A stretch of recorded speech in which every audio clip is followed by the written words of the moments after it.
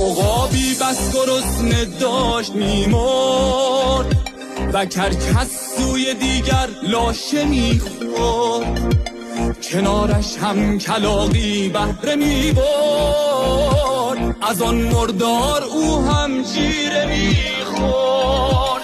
جغد پیر دانایی در آنجا نظاره می نمود احوالشان را.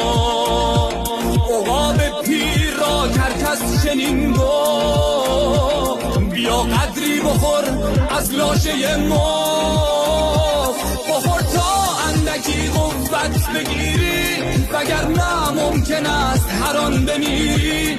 عقاب اما نشد حاضر بخوردن، بهای امتناعش بود مردن. مهم باشد چگونه زیست کردن، نیرزد زندگی با یوغ گردن. گرسنه چون عقابی پیر مردن، به از مانند کرکس مرده خوردن. مهم باشد چگونه زیست کردن، نیرزد زندگی با یوغ گردن. گرسنه چون عقابی پیر مردن، به از مانند کرکس مرده خوردن.